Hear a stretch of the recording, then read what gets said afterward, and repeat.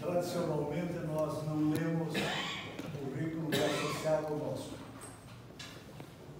O professor Igor X tem um currículo que daria um livro, tomaria todo o tempo da palestra dele. Mas tem alguns detalhes muito interessantes. Eu só vou ler uma breve.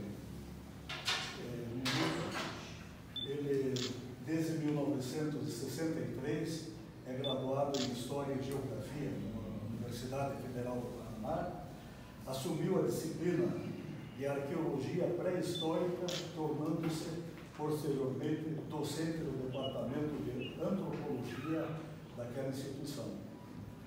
Realizou diversos cursos de aperfeiçoamento, tendo sido aluno de Annette Lamb, Cliff Evans, Beth Nevers e João José Vigarella. Concluiu seu doutorado na área de Antropologia e Arqueologia da Universidade de São Paulo em 1972, sob orientação de João Batista Borges Pereira. Pioneiro no desenvolvimento da arqueologia no Paraná, aposentou-se compulsoriamente aos 70 anos de idade em 2007, mantendo-se como docente e colaborador do programa de pós-graduação em Antropologia e Arqueologia da instituição. É membro consultor do Conselho Estadual do Patrimônio Histórico e Artístico do Paraná na gestão 2019-2021. O professor Igor, cuja ficha aqui no Instituto eu fui dar uma espiada, ele ingressou no Instituto Histórico e Geográfico do Paraná em 1961. Estava na dúvida. Sob recomendação do professor José Loureiro Fernandes. Isso para nós é uma honra, um orgulho tão grande. Ele é, há muitos anos já, associado emitido do Instituto Histórico e nos dá a honra de vir apresentar seu trabalho.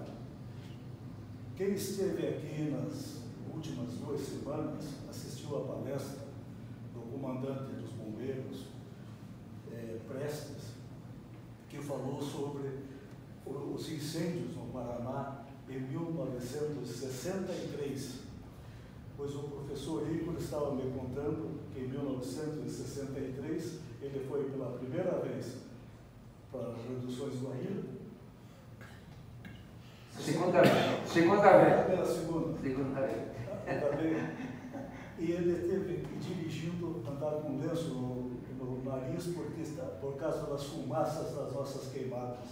Então isso veio, para quem assistiu aquela palestra que o Paraná estava pegando fogo, isso aqui é uma ilustração, é um testemunho. Testemunho está. Quem vai auxiliar na apresentação da palestra é o também arqueólogo Almir Pontes Filho, geógrafo desde 1987 pela Universidade Federal do Paraná, bacharel em Direito, especialista em Antropologia, responsável por 36 anos no setor de patrimônio arqueológico, etnográfico e paisagístico da Secretaria de Estado da Cultura do Paraná. Em relação à palestra, nesse momento, ele atuou diretamente no tombamento estadual do sítio arqueológico da cidade de Guairá, elaborou em conjunto com o professor Igor as normativas deste sítio arqueológico e coordenou o projeto Igaruri, resgate de canoas indígenas ligadas à cidade real. Eu passo agora a palavra aos dois.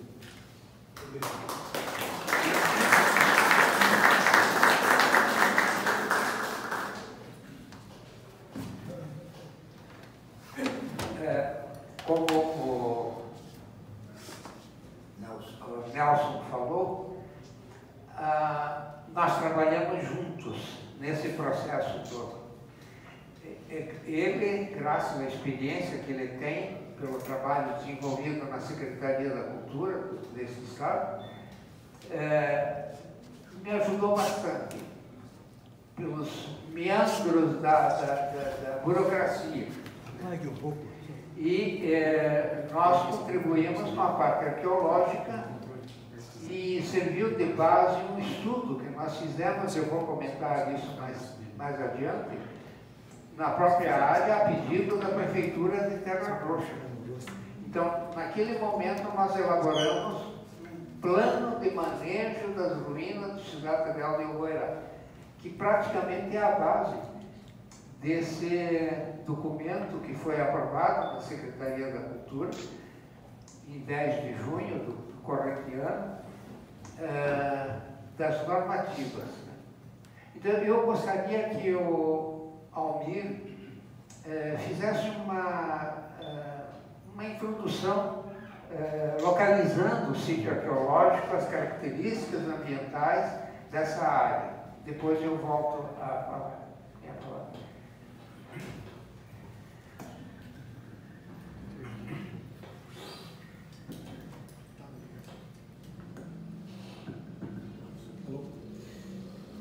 Boa tarde a todos.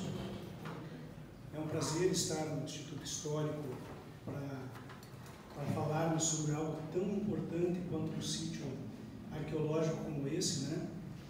E principalmente estar na companhia do professor Igor, né? Que tem um histórico, né? Como o Farofa aqui delineou, né? Um histórico da arqueologia paranaense e nacional, né? Mas, em relação à Cidade Real, eu acho que não tem quem tenha que falar melhor sobre a Cidade Real que o professor Igor, né? Então, praticamente a vida, né? Toda foi na proteção desse patrimônio, né? Histórico, arqueológico que nós temos em Cidade Real, né? Do sítio arqueológico de Cidade Real.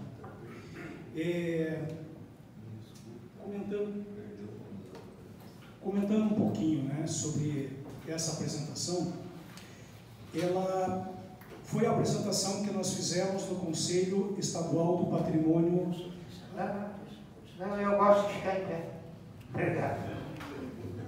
Então foi uma apresentação, né, que foi realizada no Conselho Estadual do Patrimônio Histórico e Artístico do Paraná, para apresentar as normativas de uso e ocupação deste sítio arqueológico, né? Então é uma apresentação, logicamente que ela é muito mais que histórica, né? Ela é também de uma história da preservação do patrimônio arqueológico, né? Ela vem desde o início, desde que o professor Igor começou a ir na década de 60, início da década de 60, para Cidade Real. Ali iniciou uma atenção, né, e uma preocupação de preservar um sítio como esse, né? Então, comentando um pouquinho só sobre essa questão que nós apresentamos no Conselho, né? Foi uma reunião extraordinária, né? Ela foi composta por 7 conselheiros do patrimônio que desenvolveram, né, estas normativas, né? Apesar que desdobrando-se, né, em trabalhos técnicos, legislativos, né, históricos e de justificativas do que proteger dentro desse contexto, né, nós nos desdobramos com o professor Igor, né? Então, a região, né, onde situa-se a Cidade Real do Uruguaiara está próximo à cidade de Guaíra, né, no município de Terra Roxa, né, na foz do rio Piquiri, né, com o rio Paraná. Era eu que estava causando o problema. Na frente de Ilha Grande, né, é onde nós temos os remanescentes de Cidade Real. Depois o professor Igor vai dar um histórico, né, de Cidade Real, né, desde o século XVI, né? Então é só uma localização, né? Aqui já é a apresentação do professor Igor, mas assim, comentando um pouquinho sobre o estado de conservação desse sítio arqueológico, desses remanescentes, né? Logicamente que, desde a época que o professor Igor visitou as primeiras vezes o sítio arqueológico de 1060, já tinha ocupantes, né, em cima desses remanescentes. Então, imagine que toda essa temporalidade você tem habitações e habitações, né, ali sendo alterando, né, o patrimônio arqueológico ali localizado. Mas, mesmo assim, você tem ainda no subsolo uma riqueza arqueológica muito grande. E foi aonde nós tivemos a justificativa para a proteção através da figura do tombamento, né? A lei de tombamento, que está na Constituição Federal de 88, né, como uma das formas de proteção do patrimônio cultural brasileiro, né, inclusive o arqueológico. A questão de Cidade Real do Guairá, ela tem, até nós estávamos vindo para cá e comentando, né, você tem várias nuances históricas, né, que começa com a própria história do espanhol entrando nesse território, né, no século XVI.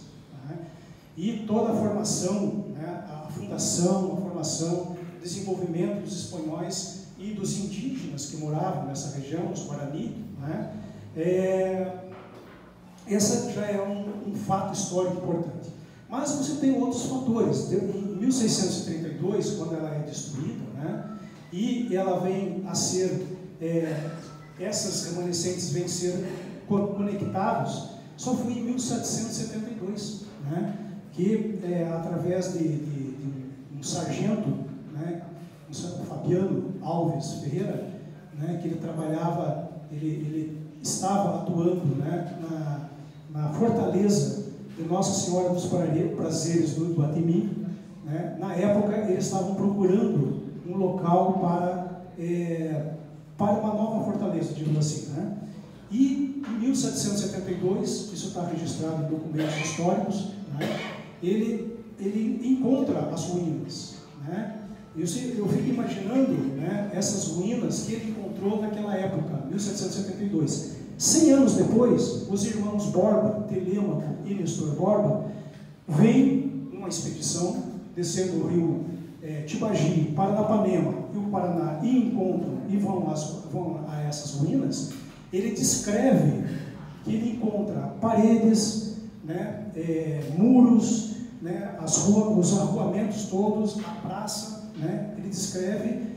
100 anos depois, o primeiro contato, em 1772, foi feito. Eu fico imaginando o que esse sargento de Iguatemi encontrou nessas ruínas naquele momento, né?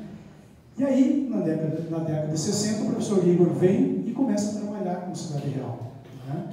Logicamente que até o professor Igor nos falou que encontrou paredes ainda na década de 60, apesar de toda a ocupação que já estava acontecendo, né? Encontrou paredes, mas além desses remanescentes poucas de parede, você tem todo esse potencial arqueológico. Então, só essa introdução, depois a gente vem comentar sobre outros dados aqui ao longo da palestra, mas eu passo a palavra para o professor Igor, então, já voltar a esse histórico da arqueologia da Cidade Real. Professor.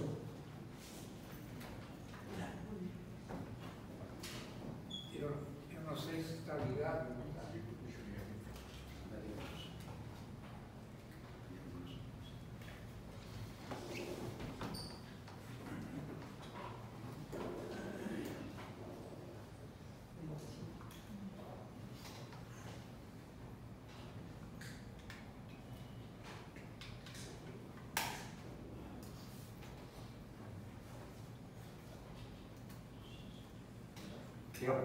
Tá. Obrigado.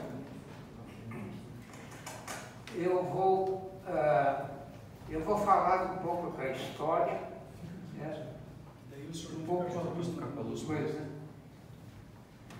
Eu vou falar um pouco da história de Cidade Real do Guairá e um pouco menos da arqueologia da história de Cidade Real do Guairá, porque sobre a história, nós temos muitas informações da época, documentações, E da parte de arqueologia, pouquíssima coisa foi feita lá. Pouquíssima coisa. Faltou apoio de vários órgãos, sobrecarga de trabalho em outros locais. E, então, por isso a nossa preocupação de preservar aquele espaço para gerações futuras de arqueólogos que possam se envolver em atividades, né, e beneficiar a população no entorno com o conhecimento que será gerado. Bom, todos nós sabemos que depois do Tratado de Tordesilhas, em 1454, entre Espanha e Portugal, começaram as expedições de ocupação territorial por parte daqueles dois países que na época desempenhavam um papel importantíssimo, né, na navegação, nas descobertas de novas terras, descoberta em termo, né, entre aspas, porque aquelas terras já estavam descobertas pelos que estavam morando lá quando chegavam portugueses e espanhóis. Era um jogo de linguagem. Mas, então aqui no sul, as duas primeiras décadas, nas duas primeiras décadas do século XVI, começaram a acontecer as penetrações dos portugueses pelo Atlântico, dos espanhóis pela Bacia do Prata e depois por terra do Atlântico pelo interior do Paraná. Então, várias expedições foram feitas para a posse, no caso espanhol, do lado oeste, que lhes pertencia pelo Tratado de Tordesilhas. Muitas dessas expedições espanholas partiam de Santa Catarina, porque a linha de Tordesilhas era um palanque no banhado, ficava sem muita precisão. Então houve um momento que eles diziam que a partir de Cananéia para baixo era Espanha, depois era de Laguna para baixo a Espanha. Então, de qualquer maneira, eles se instalaram na ilha de São Francisco, em Santa Catarina, e dali começaram a entrar pelo Paraná, seguindo pelo sistema de caminhos do Piabiru. Nós temos informações históricas a respeito de Aleixo Garcia, que fez o trajeto, chegando até perto do Peru. Mas o mais famoso é Alvar Nunes Cabeça de Vaca, que por aqui passou entre 1541 e 42. Ele saiu de Santa Catarina, na área de região de Itapucu, entrou no Planalto Curitibano, depois seguiu para o oeste, passou por Castro e chegando à altura de Laranjeiras, hoje, cidade de Laranjeiras, ele infletiu para o sul, em direção ao Rio Iguaçu, seguiu pelo Rio Iguaçu, atravessou o Paraná, depois entrou em Assunção, no Paraguai. Esse desvio de rota sempre me intrigou. Por que é que ele fez isso? Se ele podia, ganhando tempo, continuar até a beira do Rio Paraná, atravessar o Rio Paraná e chegar ao destino. Porque o Cabeça de Vaca foi o segundo adelantado espanhol encaminhado pela coroa para criar núcleos de ocupação mesmo, né? Foram criados Buenos Aires, foi criado Assunção em 1537, mais ou menos por aí. E pesquisas arqueológicas me deram talvez uma resposta para isso. Isso será focalizado mais adiante, mas eu vou me adiantar um pouco. nós encontramos um sítio no município de Ubiratã. Havíamos estado em Campinas da Lagoa, que é um município vizinho. Ali nós constatamos um trecho de um ramal do Piabiru, porque a área estava ainda densamente florestada. Começava-se em 1970 o desmatamento para a implantação do soja. É a primeira vez que eu vi um pezinho de soja na minha vida, em 1970. Então, quando eu cheguei ali, havia clareira já no meio da mata. E, conversando com um dos moradores do local, ele me falou de caminho dos paraguaios, da guerra do Paraguai, no século XIX, e eu fui ver esse caminho, mas ele não tinha características tais. E cheguei à conclusão mais tarde que era um ramal do Piabiru, porque coincidia com o que Reinhard Mack havia construído, baseado em Schmidl. E entre os vários sítios que nós encontramos em 1970 estava aquele de Ubiratã, porque ele conservava ainda perfeitamente nas superfícies do terreno evidências arqueológicas de um assentamento indígena constituído por estruturas subterrâneas, quer dizer, habitações subterrâneas, aterros funerários e um caminho que saía do centro dessa antiga aldeia e ia em direção ao rio Carajá. Esse rio Carajá ele é um contribuinte do rio Piquiri. Nós fizemos escavações em 1971 ali. Escavamos estruturas subterrâneas, escavamos túmulos e obtivemos e verificamos que o material arqueológico era relacionada à família linguística Macro-G. Obtivemos várias datas pelo método do carbono 14 que nos davam 1090 e 1480 depois de Cristo, quer dizer, datas de vários pontos daquela área. Isso estava indicando que a área estava ocupada pelos indígenas G. Esse centro do Paraná dominado pelo G. Tradicionalmente inimigos dos Tupi-Guarani. Os Tupi-Guarani ocupavam a costa, Santa Catarina, Paraná em parte, várias áreas periféricas dos grandes rios também eram ocupadas pelo Tupi-Guarani. Os guias das penetrações, Cabeça de Vaca, por exemplo, eram indígenas da costa catarinense. No trajeto, eles fizeram contato com várias povoações Tupi-Guarani que alertavam Cabeça de Vaca da existência de indígenas hostis mais adiante.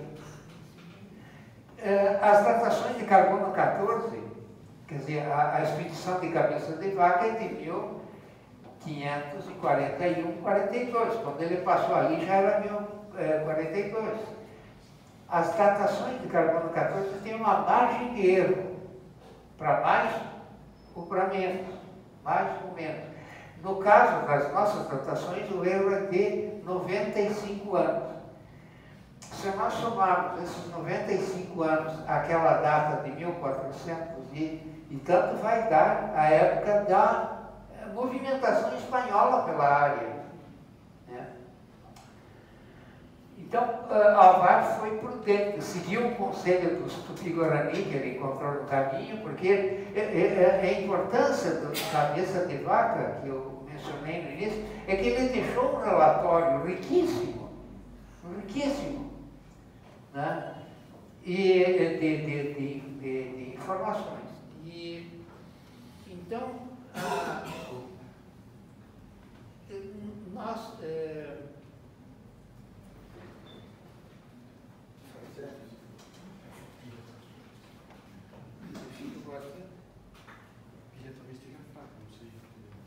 Eu acho que eu vou usar o púlpito aí, que é melhor.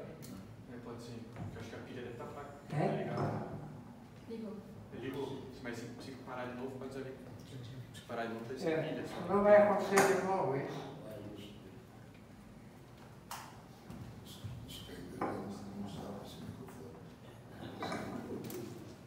Mas pode Né? Cátedra, né? Cátedra. Então vejam como as coisas vão surgindo à medida que as pesquisas transcorrem.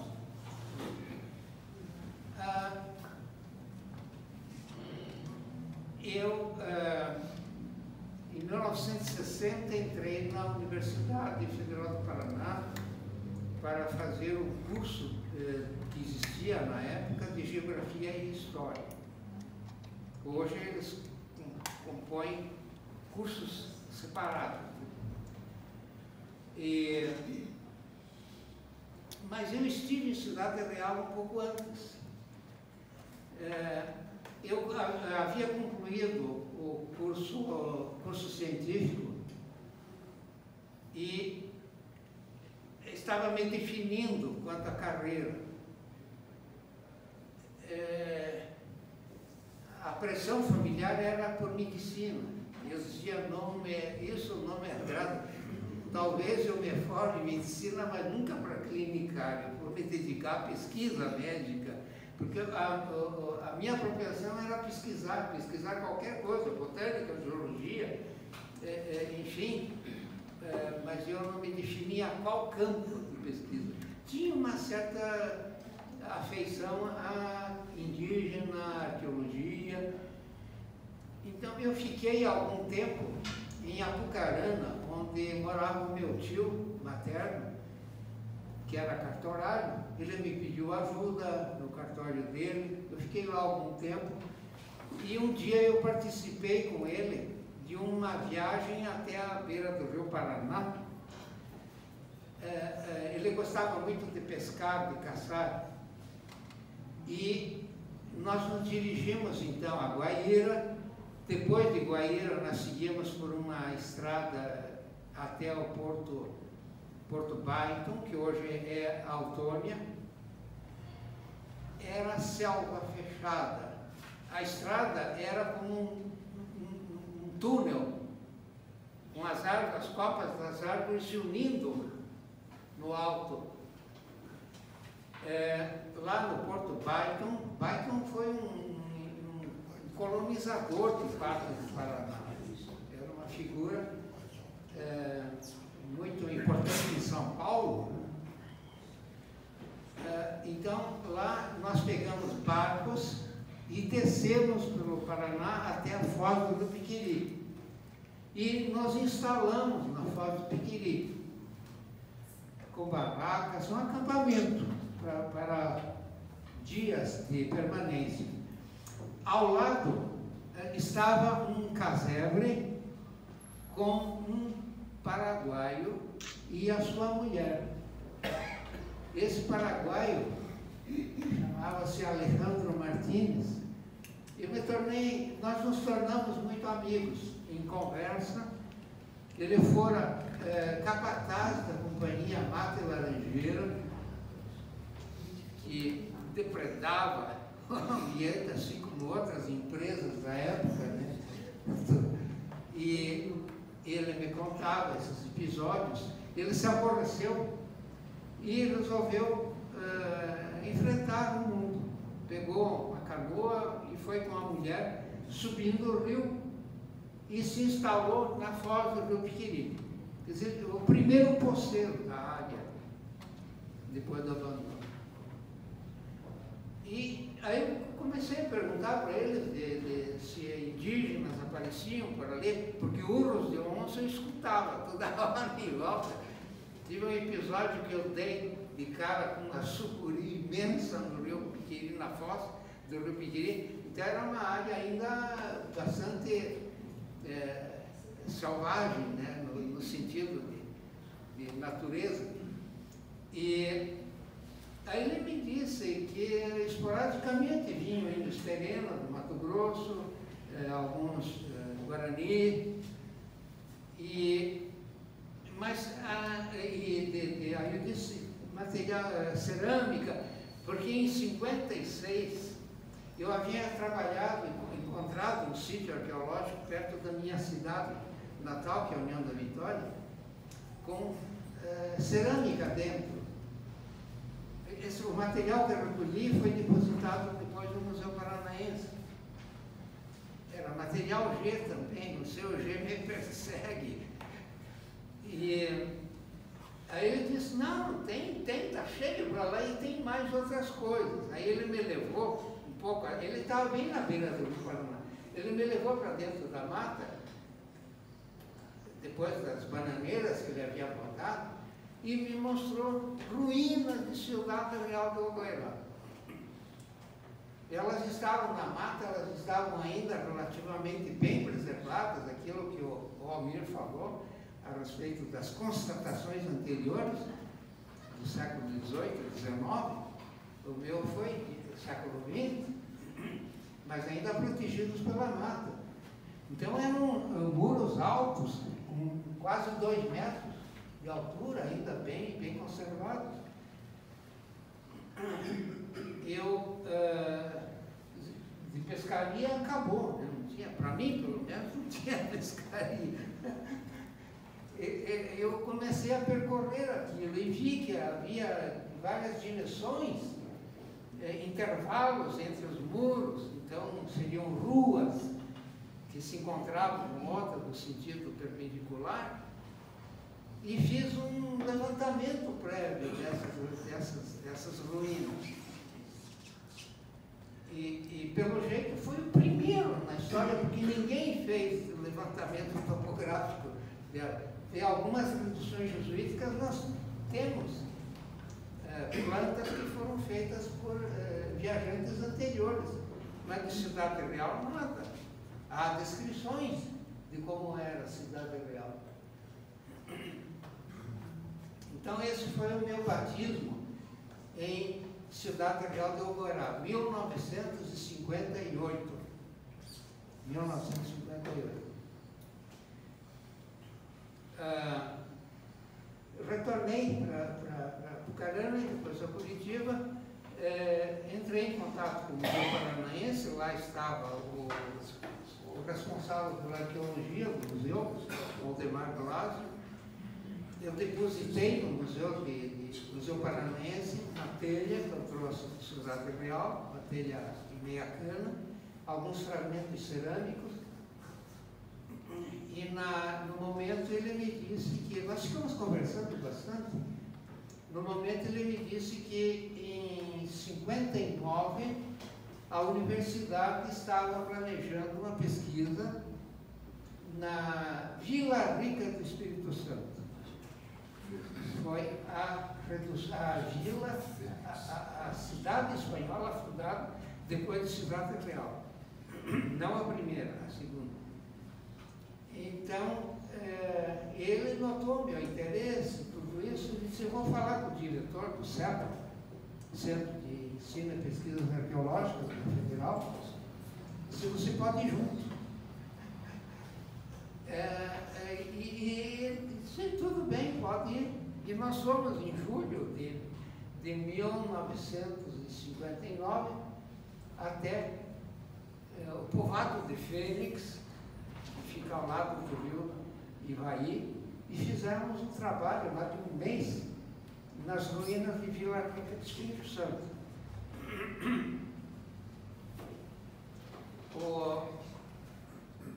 Depois eu trabalhei com material no Museu Paranaense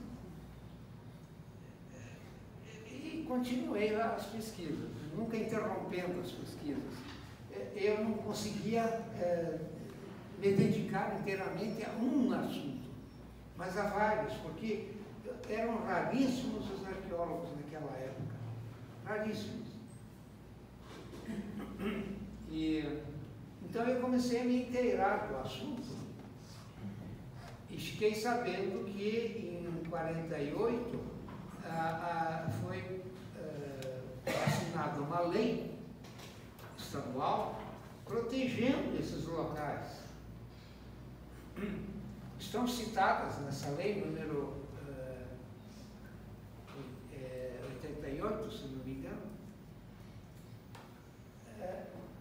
Cidade Real, Vila Rica e reduções jesuíticas. É 38.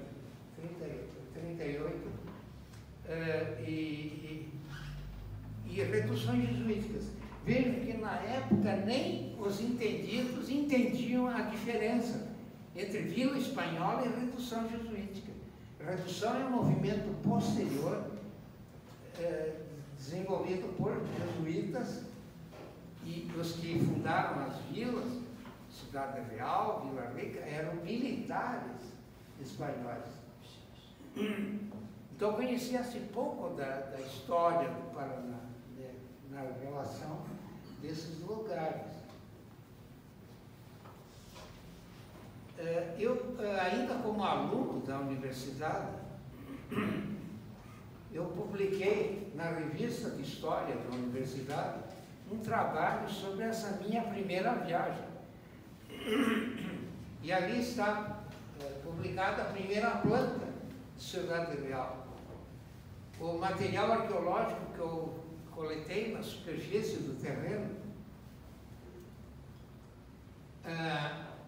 eu tive a oportunidade de voltar à Cidade Real em 1963, quando eu acompanhei o incêndio que graçava pelo Paraná. Incêndio.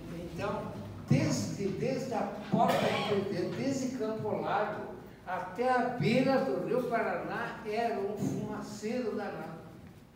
De ambos os lados da margem. É que isso estava acontecendo porque houve uma geada muito forte em 1963 e secou a vegetação. Então, em 63, eu já entrei com o carro em Cidade Real. Aí está um detalhe do problema de Cidade Real. A ocupação humana, que estava pondo em risco os vestígios da antiga povoação. O primeiro contato foi pelo rio, não havia estrada até Cidade Real. Em 63, eu já estacionei o carro do lado das ruínas. Mas nesse momento eu me dediquei a entender a arqueologia da Cidade Real. Então, nós fizemos escavações, pequenas ainda, mas foram feitas. Aí constatou-se que as evidências arqueológicas estavam em profundidade, quase 1 metro de profundidade. Porque os muros, erodindo, cobriram a camada arqueológica dessa forma, protegendo. Retornei em 1965. Aí eu me dediquei ao levantamento topográfico. Ampliei aquilo que havia observado em 58, mas fui impedido pelos que estavam já ocupando a área. A lei de 48, ela não foi respeitada, porque a área ocupada pelas ruínas integrava uma gleba chamada, tem uma área do lado do Mato Grosso. Ocuí? Não é Ocuí, é Maracaju. Ali era um lugar de procura de erva mata. A gleba Maracaju, as ruínas de Cidade Real eram cobertas por 3 lotes, estavam à venda. Então, entre 1950 até 1960, aquela área foi vendida. existe um parecer de um funcionário do governo se manifestando junto à empresa colonizadora que o local não tinha mais importância histórica nem científica. Vejam só. Mas recomendava que se fizesse uma vistoria na área, antes de liberar aquele espaço que estava protegido. Eram espaços com 121 hectares, tanto as ruínas do Cidade Real como as reduções. E ela foi, então, foi vendida. E eu encontrei já as pessoas lá que me impediram, com arma na mão, de continuar medindo o terreno. Afinal de contas, dessas alturas, eles me viram como um grileiro, uma pessoa que está entrando na terra alheia. Mas, voltando da viagem de 63, eu já havia constatado a presença de proprietários na área. Eu elaborei um trabalho e levei para a Secretaria de Cultura do Estado. Isso, eu tive a oportunidade de apresentar esse texto na primeira reunião do Conselho do Patrimônio do Estado, Patrimônio Histórico e Artístico do Estado. Esse parecer foi publicado também numa revista, eu vou mostrar depois. A de 65, que mostrava a malha mais ampliada, ela foi publicada também e serviu como uma tese subsidiária ao meu doutorado. Eu me envolvi depois com um projeto de salvamento arqueológico, que eu achei também tão importantes como as ruínas de Cidade Real, porque todos esses espaços seriam submersos. As grandes obras naquele momento, década de 60, 70, 80, eram relacionadas a hidrelétricas. Então, uma vez construída a barragem, as margens seriam cobertas pela água, impedindo que se fizesse qualquer coisa com os sítios arqueológicos. Não teríamos conhecimento de nada. Em 64 eu tive uma visão indo para o nordeste do Paraná, ver sítios arqueológicos, haviam me informado no Rio Paranapanema, e o Paranapanema estava muito baixo devido à estiagem, e percorrendo a margem eu vi os sítios arqueológicos erodidos pela água, mas estavam lá os sítios arqueológicos, quer dizer, sem estratigrafia, sem nada. Isso me impactou bastante. E eu, aí, na mesma ocasião, eu fiquei sabendo da construção da usina de Chavantes, que pegaria grande parte do rio Cararé e um pouquinho do rio Paranapanema. Entrei em contato com os engenheiros da obra, eles disseram que isso não era assunto deles, isso competia ao Ministério da Educação e Cultura, como se eles não estivessem fazendo nada lá que prejudicasse o ambiente. Hoje nós temos uma legislação diferente, mas na época não havia. A lei que nós temos é maior, é de 61, 3.924, mas ela não deixa muito claro isso, né? Só mais tarde que nós tivemos definições que protegem as evidências arqueológicas dentro de grandes empreendimentos, sejam de hidrelétricas ou urbanísticos, enfim, rodoviários. Eu passei então a desenvolver um trabalho tentando salvar sítios arqueológicos do Itararé em função da usina de Chavantes. Isso foi em 64, eu trabalhei lá até 68, mas muitas coisas aconteceram em Cidade Real. Quer dizer, eu não estava perdendo o meu contato com Cidade Real. E assim foi até o desfecho da Secretaria de Cultura, de 10 de junho. Então, verificando o começo e este momento, transcorreram 66 anos. 666. Quer dizer, é mais que uma vida dedicada às ruínas de um ponto do Estado. Então eu fiquei um pouco aliviado, pelo menos nisso. Tive muitos fracassos na minha vida em termos de tentativa de salvar outros sítios. Né? Não se pode ganhar todos. Eu gostaria de passar algumas imagens. Aqui já está. Então, é bom apagar, dá para apagar a luz. O equipamento fotográfico que eu tinha era muito precário na época, então é uma foto. Veja as quadras que nós estamos abrindo aqui. Tem uma outra, né, que mostra aqui a vegetação, isso em 63, bastante complicada já a cobertura vegetal. Lá está o Rio Paraná, Ponta da Ilha Grande. Aqui nós temos um muro erodido. E aqui o material arqueológico lá embaixo, na base da escavação. Material cerâmico.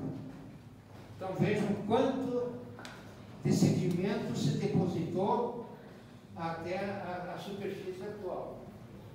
3 séculos. Pode passar a outra. Essa é a primeira planta, feita em 58. Aqui nós temos os muros, as perpendiculares. Aqui é uma praça grande. Lá tem, que se estende até a margem. Aqui acúmulos de telhas coloniais. Telhas coloniais. Aqui ainda a mata fechada pela convenção. A data é da Aqui terreno que já estava sendo cultivado. Em 63 foi publicado esse mapa. Pode passar. A publicação da revista foi em 63.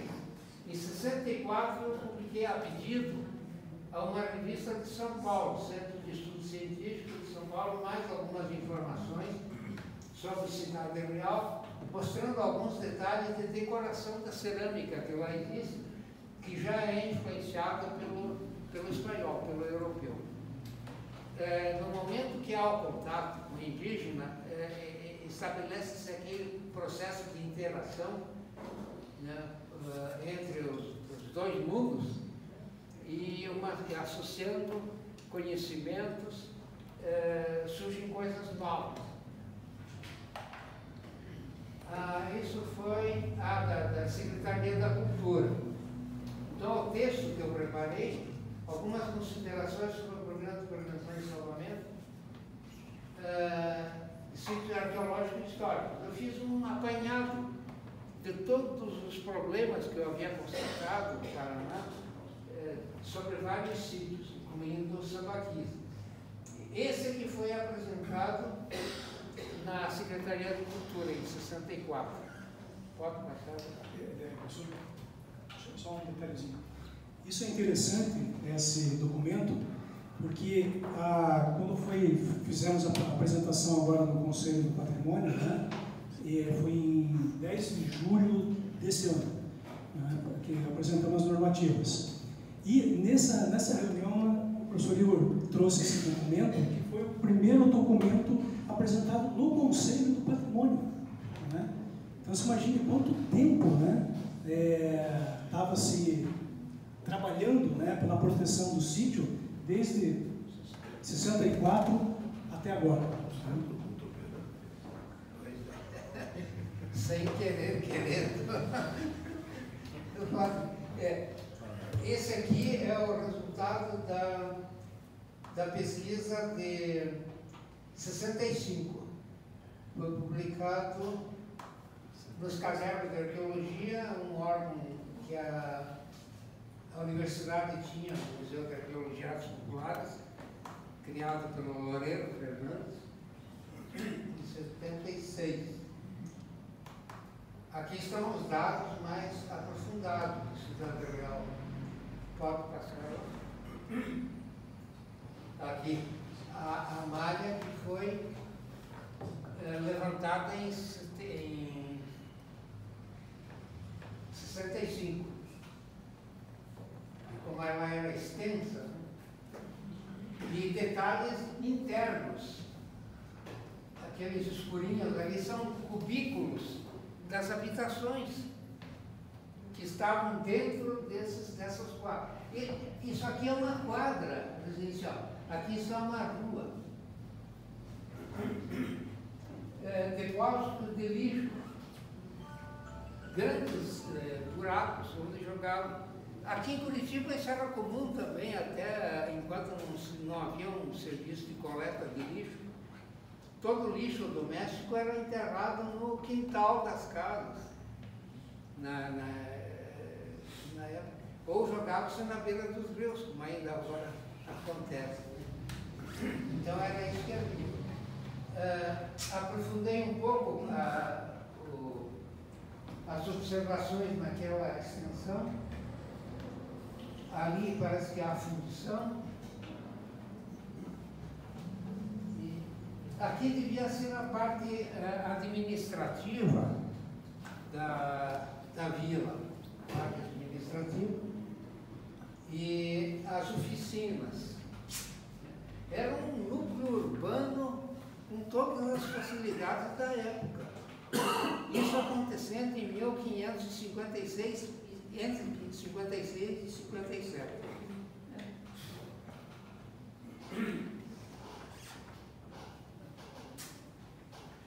Pode passar outra. Aqui eu produzi um mapa localizando as vilas espanholas e reduções jesuíticas. Aqui está a linha de Tordesilhas e aqui a redução mais a leste jesuítica. Ali estão, em triângulo vermelho, estão as vilas espanholas ou estabelecimentos espanhóis. O Biabiru, conforme Mac, essa linha preta larga é o tronco principal, que saía de São Vicente, em São Paulo, entrava no Paraná, e seguia em direção ao oeste, passando pela Foz do Piquiri, onde estava a Cidade Real.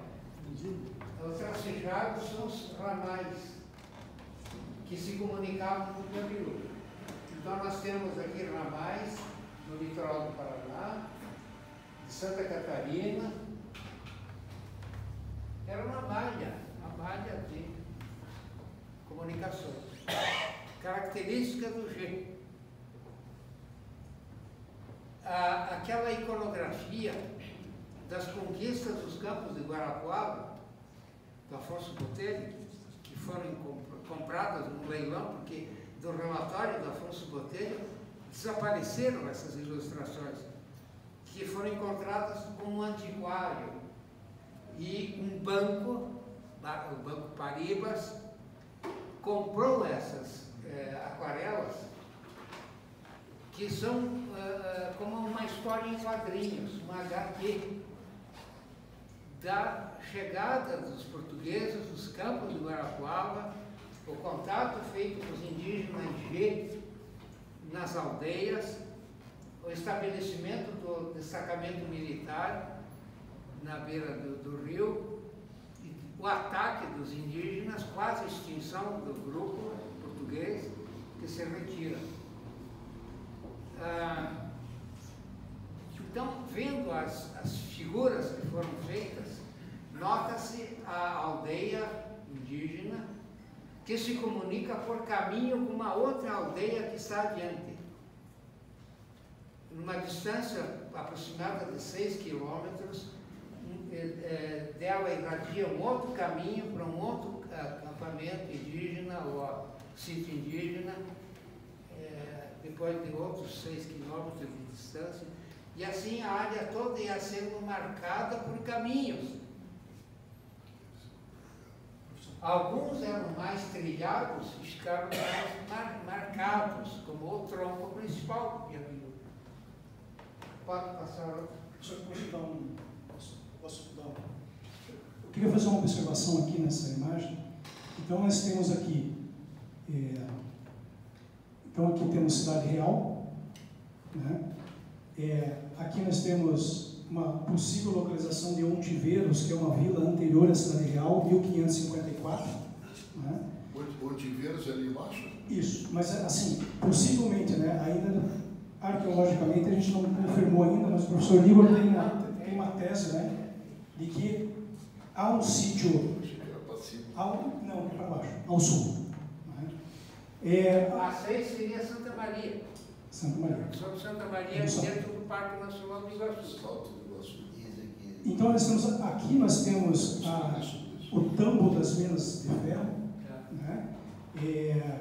Possivelmente seria a primeira Vila Rica do Espírito Santo, 1570. Aqui nós temos a segunda fundação de Vila Rica do Espírito Santo, 1589. E eu queria só chamar a atenção para o seguinte: através do tombamento, né, hoje nós temos Cidade Real, nós temos a primeira redução, que é Nossa Senhora do Loreto, lá na beira do rio Paranapanema, e Santo Inácio Mini, também no Paranapanema. Os 3 sítios estão tombados pelo patrimônio histórico. Né? Vila Rica do Espírito Santo, na beira do rio Ivaí, ela está dentro de um parque estadual, que é o Parque Estadual de Vila Rica do Espírito Santo. Então está bem protegido nesse sentido. O tambo das minas de ferro está dentro de uma reserva legal, numa fazenda. Né? Parte desse sítio está bem protegido também. Então, só... Por que tambo? O tambo é uma palavra espanhola antiga, que talvez tenha essa...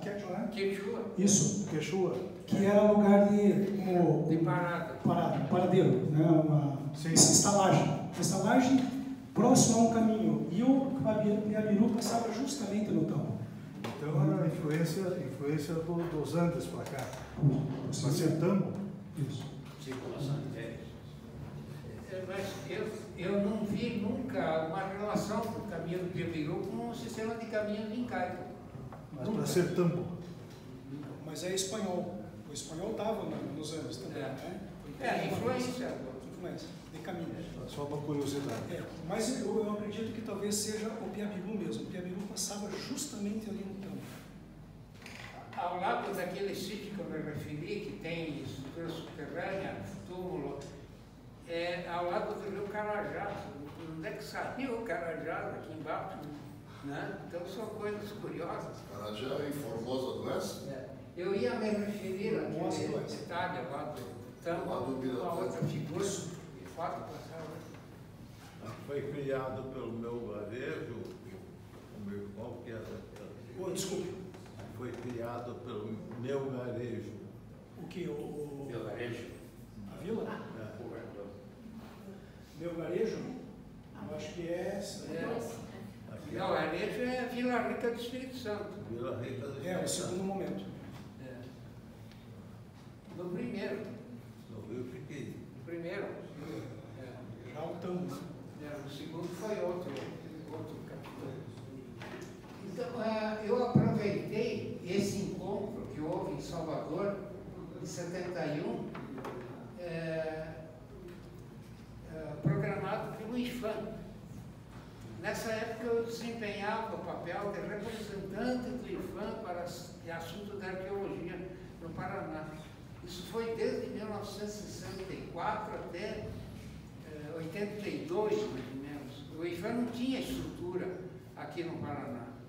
Ele recorria à universidade para o papel de fiscal dos sítios arqueológicos.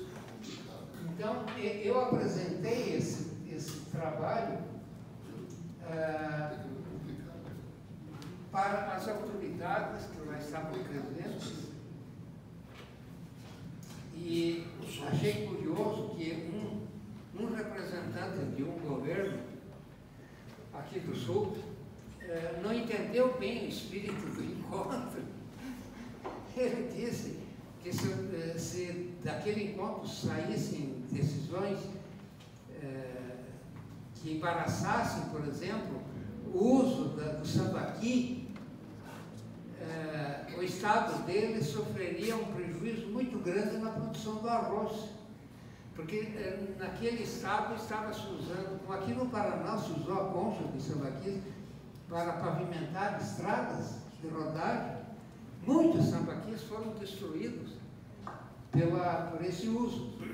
Mas lá estavam usando a concha triturada como fertilizante do solo, ou corretivo do solo, da acidez. Então haveria uma perda muito grande quer dizer, aquilo caiu como uma bomba no plenário, composto por pessoas que estavam procurando caminhos para a proteção do patrimônio cultural, arqueológico, artístico. No dia seguinte nós ficamos sabendo que ele foi destituído, e ele era o secretário da Agricultura daquele estado. Ele foi destituído pelo governador. Pode passar. Isso foi publicado nos jornais. Aqui o presidente. O que eu queria sugerir é, se nós tivéssemos acesso a todo esse material, talvez o Instituto republicar todo esse material, esse estudo, principalmente aquele mapa, que tem todas as edições, ele é muito importante. Republicar esse trabalho aí, às expensas do Instituto. Olha, não, isso já está, eu vou explicar aqui. Aqui nós temos, em 74, bom, um pouquinho antes, em 72, eu fiquei sabendo que seria construída a usina hidrelétrica de Itaipu. Eu vi pelos jornais, entrei em contato, afinal era o representante do IFAM, já estava preocupado com as margens do Rio Paraná e Cidade Real. Então eu entrei em contato com a Eletrobras e eles me responderam dizendo que quando a Itaipu se constituísse, eu seria contactado. E em 74 isso aconteceu. Então eu fui chamado pelo diretor em pleno período do golpe militar. Então eram coronéis que estavam lá, meu interlocutor era um general, ou era um capitão, coronel, e eles me pediram que eu elaborasse um projeto para o salvamento das margens do rio Paraná, no Brasil. E ao mesmo tempo me pediram ajuda para que eu verificasse no Paraguai quem poderia desempenhar esse papel do lado deles. Então eu viajei para Assunção e na ida, como nós estávamos acompanhando o curso do Rio Piqueri, eu pedi para o piloto que passasse pela fossa. E da janelinha do avião eu fotografei Cidade Real. Então aparecem aqui as ruas e as paredes dos lados. Essa foto ela está muito prejudicada, mas no original eu não encontrei no momento a foto mais definida. Mas note como a área de Cidade Real estava desnuda. Era pastagem na época, pastagem dos ocupantes. Então, lá em Assunção, acabei encontrando uma arqueóloga argentina que estava lá por lá, e ela se encarregou de trabalhar do lado de lá, do Paraguai. E na mesma ocasião, eu acho que foi na mesma ocasião, como representante do IFAM, eu confisquei uma cruz que havia sido retirada de Cidade Real, uma cruz de ferro, cruz de Caravaca, e estava na iminência de ser vendida. Né? Era uma fronteira, fácil desviar as coisas. Então eu confisquei, fiz um exame, constatou-se que era original a peça, e ela ficou aguardando o retorno para a área. Pode passar. Aqui está a cruz. Ela foi exposta durante um evento acontecido aqui em Curitiba em 2008. 2008. A cruzeira Lorena, o Caravaca, Lorena Caravaca. Ela devia ser uma cruz usada em procissão, porque ela tem duas perfurações na base que deviam estar presas a um bastão. Ela era pintada de um verde. Aqui a ferrugem está tomando corpo. Pode passar. Em 85 houve um seminário de arqueologia histórica, organizado pelo IFAM, outra vez, na época era ISFAM. Eu tive a oportunidade de apresentar aquele trabalho aqui, falando sobre Cidade Real. Nesse momento, estava acontecendo uma negociação com o Sul para a construção da usina de Ilha Grande, que felizmente não saiu, porque ela seria tão danosa para o ambiente como foi a usina de Gualbina, no norte da Amazônia. E, afinal de contas, a Itaipu pegou um canhão para formar o reservatório. Quer dizer, um rio com margens muito elevadas. Das 7 quedas para cima era uma planície, então o alagamento seria muito grande, alagando margens que são berçários da fauna, tanto de aves como de peixes, né? Então seria um desastre.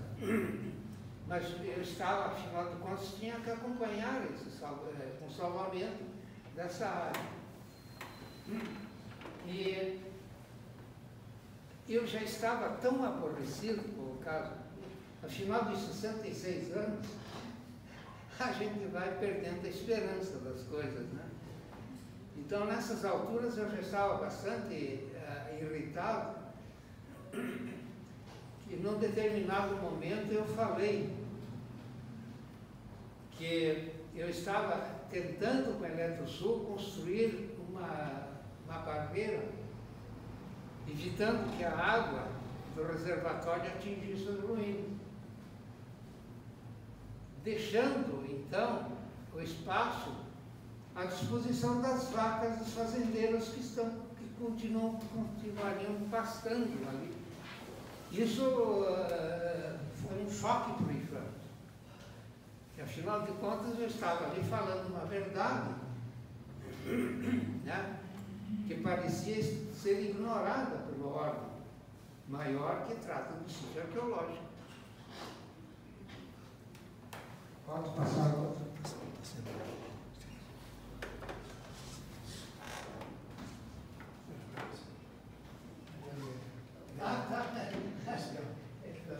Então, esse trabalho aqui ele é interessante porque ele fala sobre aquela pesquisa no Rio Piquiri, na margem do Piquiri, que constatou no sítio o caminho partindo de um antigo sítio arqueológico em direção ao Rio Carajá. E me forneceu as datas que eu comentei antes, que dão a data mais recente dos sítios encontrados aqui, estão na época das atividades espanholas na área. Pode passar.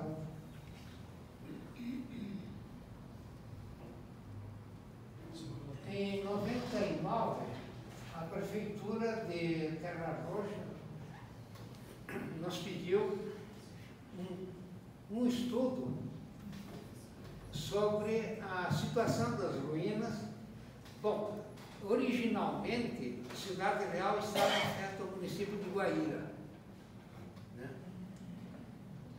Houve um remanejamento de fronteira, de limites, e Cidade Real passou a pertencer ao município de Terra Roxa.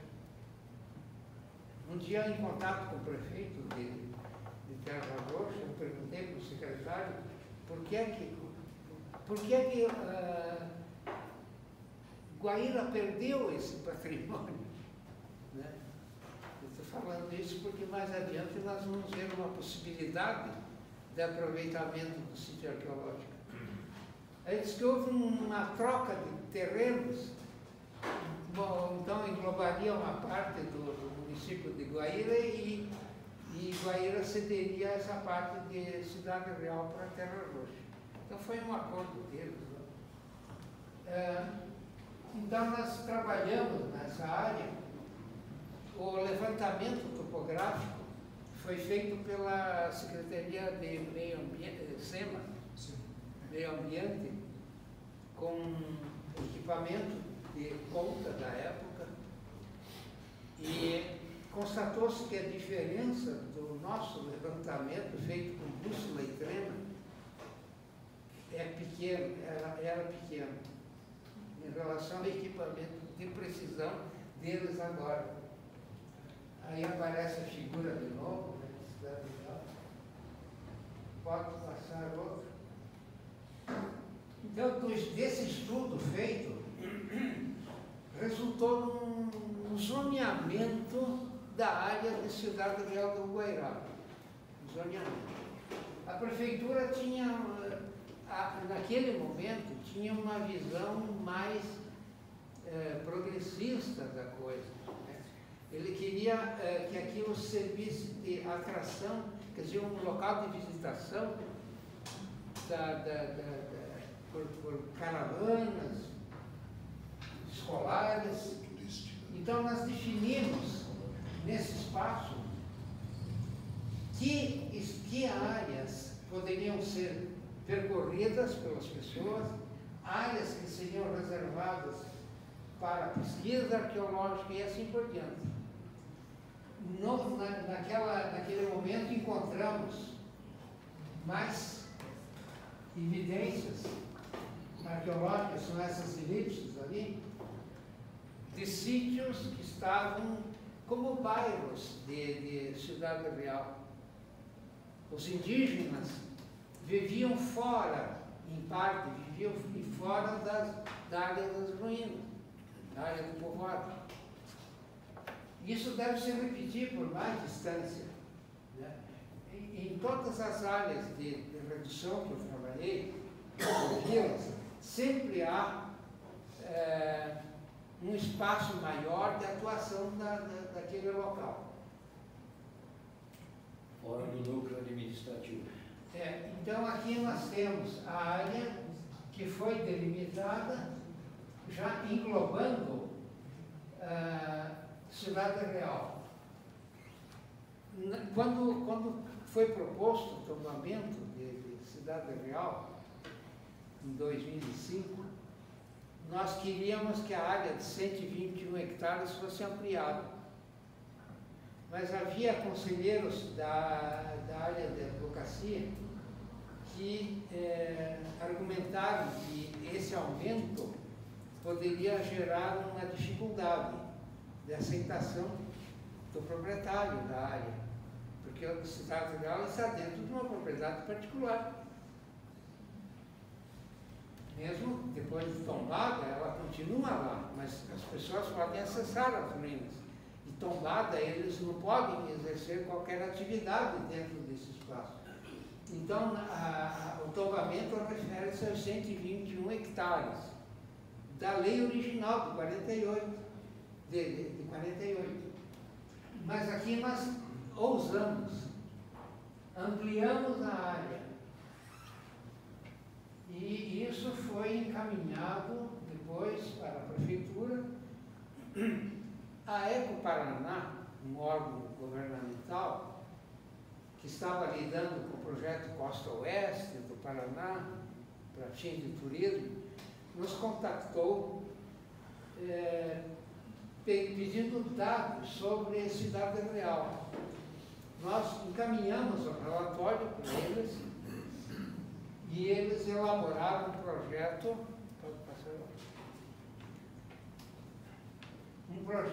de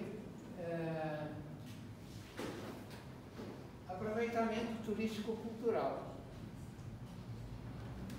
Aqui nós temos fora da área o local para estacionamento, o local de administração, a área das ruínas, conforme aquele plano de manejo que nós elaboramos. Acho que tem mais um.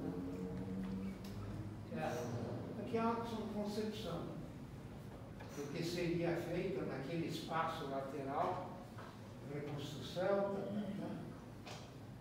Isso foi feito em 2002.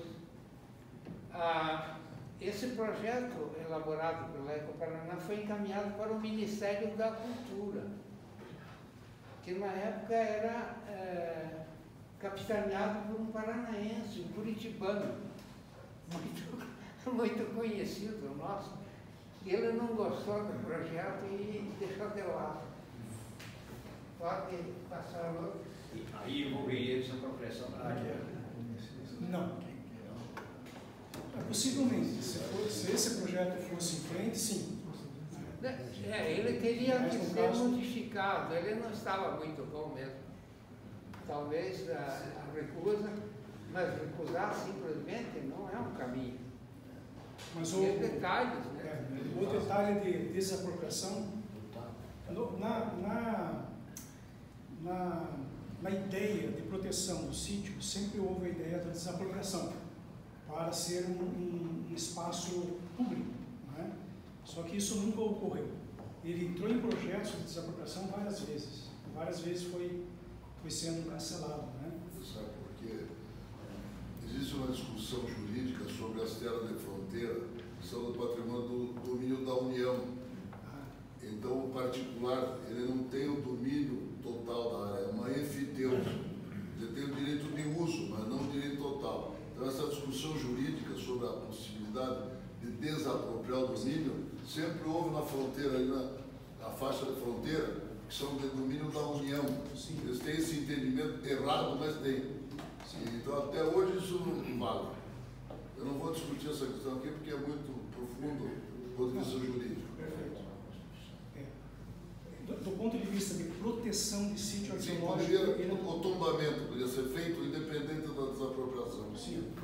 Não, com certeza.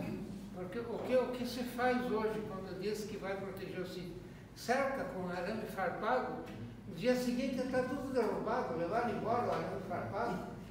Esses sítios arqueológicos estão no meio do mato, estão afastados, não tem vigilância. Uma estrutura dessas, ela teria uma possibilidade de ter vigilante, por exemplo, pessoas residentes ali, isso seria uma segurança. Mas do jeito que está, não adianta colocar placa. Até vai estimular depredação no local. Do ponto de vista legal, o tombamento é uma figura interessante que foi, logicamente, criada ao longo da história, né? E em 88 ele trouxe uma evidência bem clara de proteção. Ele é importante porque, por exemplo, um parque estadual ele pode ser tombado, como o Parque de Vila Velha. Então, qualquer coisa pública ou particular, ele pode ser tombado, né? Por isso que o tombamento é uma figura importantíssima dentro do mundo. Poderia criar o tipo de um parque, né? Como é o Nacional do Iguaçu, né? Exatamente. O Museu de Paranaguá é um exemplo. Ele estava em ruínas quando o IFAM delegou para a universidade o aproveitamento do prédio, instalando lá o Museu de Arqueologia. Então é um local de atividade constante, ele passa a ser protegido. Você deixar ainda mais um local ligado ao jesuíta, que no imaginário popular dava com sacola cheia de ouro e pedras preciosas. O trabalho que nós fizemos em Santo Inácio, por exemplo, na ruína da redução, era corrente a ideia de que nós estávamos retirando cabedais lá de dentro das ruínas. Né?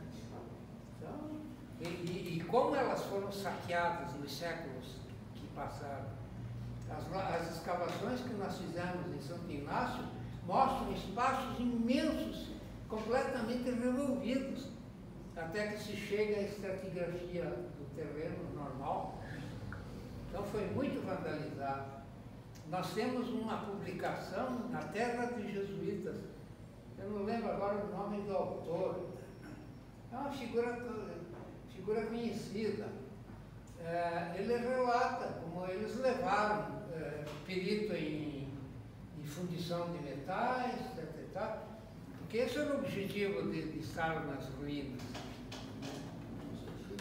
Visitar o Vila Rica do Espírito Santo.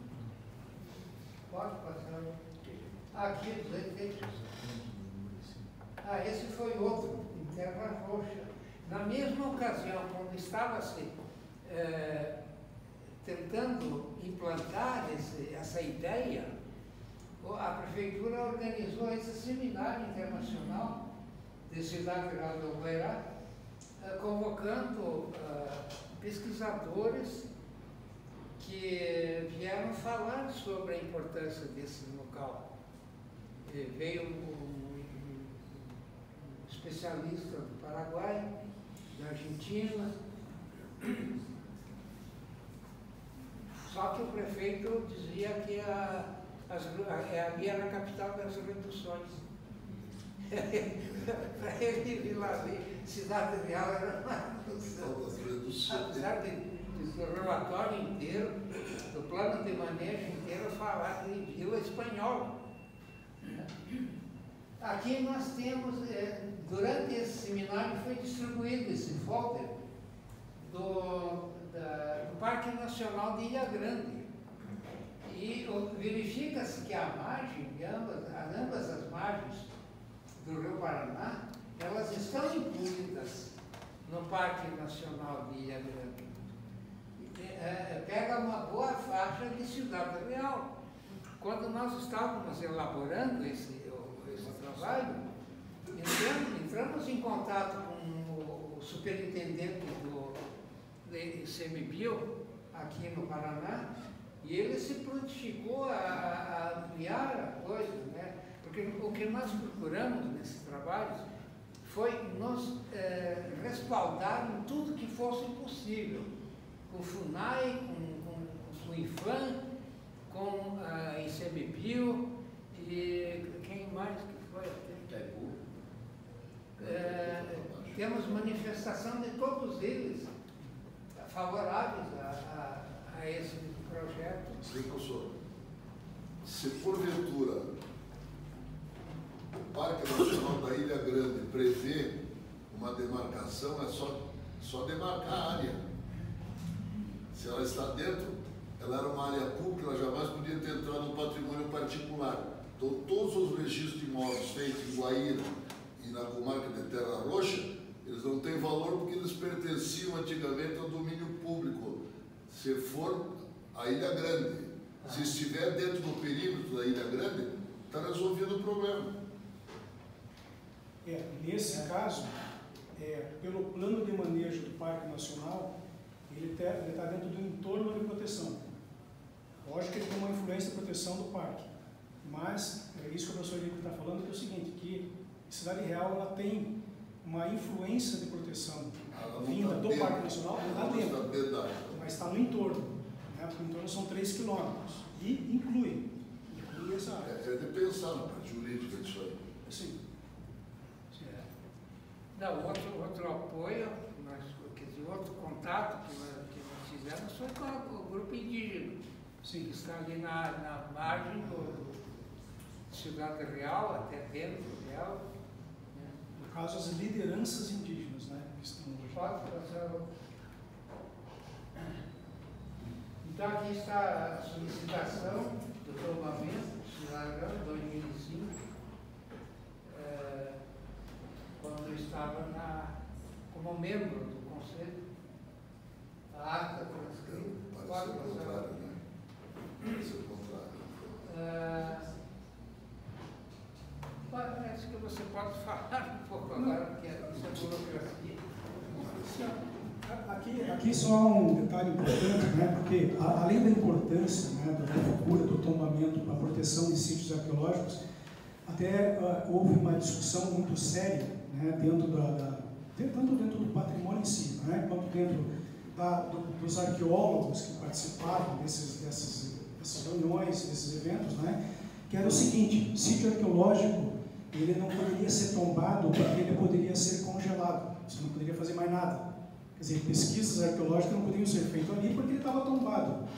Mas houve uma discussão, né, professor, que isso poderia ser visto de outra forma, né? Dentro de uma gestão compartilhada, né, e inovadora, dentro de uma ideia de proteção, a escavação arqueológica ela faz parte, né, da busca de você fazer a gestão daquele sítio arqueológico em si, como Cidade Real. Cidade Real ela está tombado pelo patrimônio, né, pelo patrimônio estadual, mas você pode ter uma gestão, por exemplo, de escavações arqueológicas que venham a contribuir para um turismo cultural, histórico, com aquelas escavações poderão ser enriquecidas, né, e fazer com que sejam feitos museu de sítio, que chama museu local. Então você escava, por exemplo, uma igreja dentro de uma vila como esta,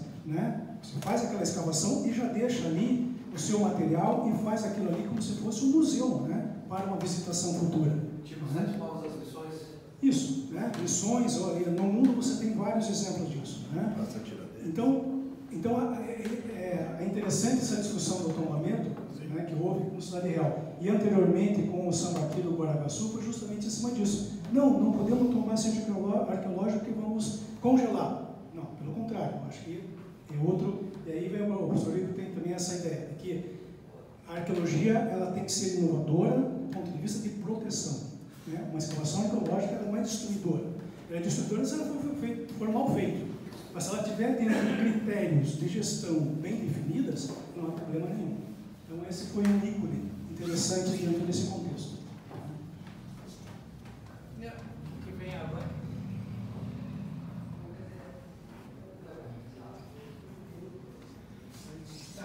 Aqui entra outra.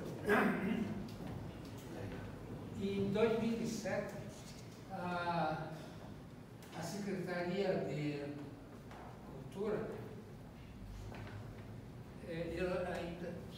ainda estava no Conselho, me convocou na universidade numa reunião de emergência, que ali estaria o presidente do IPARDES, que havia acompanhado o governador da época a uma visita às ruínas das missões jesuíticas do Paraguai, da Argentina e do Rio Grande do Sul. E o governador ficou encantado com o que ele viu. Aí o responsável pelo IPARDES disse: governador, nós temos isso também no Paraná. Aí o governador ficou entusiasmado e disse: não, então vamos escavar, vamos fazer, tá. Por isso a convocação da reunião. Eu disse: olha, eu tenho aula daqui a pouco, mas acabei indo à reunião e eu já estava tão escolado nessa história que eu perguntei, antes de qualquer coisa que me envolva, eu gostaria de saber até onde vai o entusiasmo do governador, para que eu possa amarrar com segurança a minha égua. Foi a expressão que usei. Lá estavam pessoas lá na cima, porque alguns ficaram chocados com isso, né, com essa irreverência. Mas lá para cima disse, não, é o jeito dele, é o jeito dele. Mas é que eu estava já por aqui, né, com promessas, com fracassos. Ele disse que não era ele. Então, aí, em sequência, nós nos reunimos na secretaria pensando o que fazer. Pensou-se em que o Estado adquirisse 4 áreas, 3 das quais estavam naquela lei de 33, de 48, e outra que foi descoberta depois. Elas seriam compradas pelo Estado. Então, elaborou-se um projeto que seria encaminhado para a Assembleia do Estado para declarar aquilo de utilidade pública, né? Imagine que absurdo, o governo foi omisso na ocupação clandestina, na depredação de tudo, e agora vai ter que comprar o que era seu. E nós, na secretaria, junto com o Museu Paranaense, organizaríamos um seminário convidando especialistas, historiadores e arqueólogos de fora do Paraná, que eles, inclusive de outros países, que eles viessem falar para os paranaenses a importância dos sítios arqueológicos relacionados ao período jesuítico espanhol, que deveriam ser protegidos, né? Nós, aqui do Paraná, participaríamos do debate. Então, foi organizado esse simpósio que aconteceu em 2007. Eu participei do debate de um arqueólogo do Rio Grande do Sul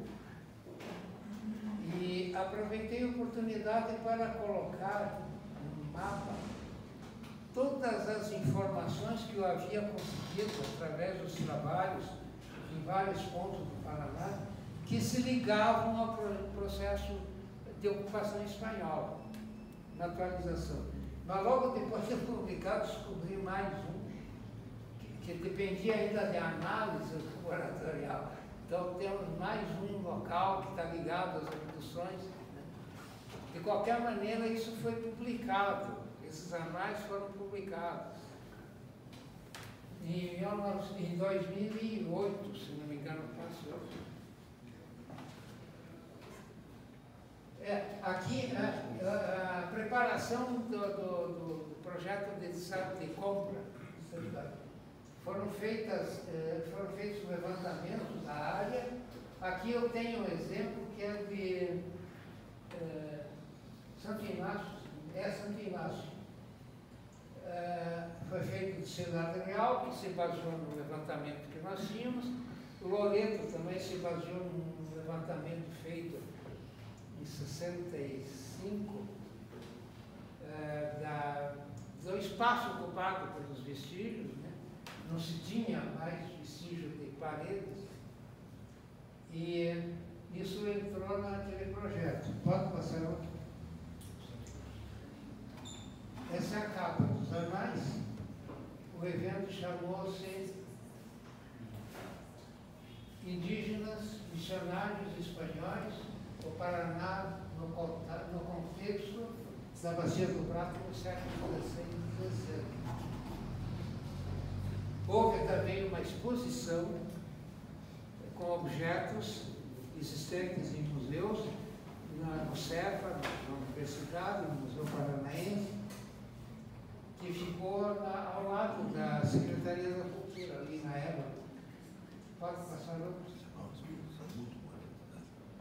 Então, no trabalho que eu apresentei como debatedor, estão os pontos que corrigem algumas interpretações antigas minhas, porque eu não tinha elementos para falar diferente.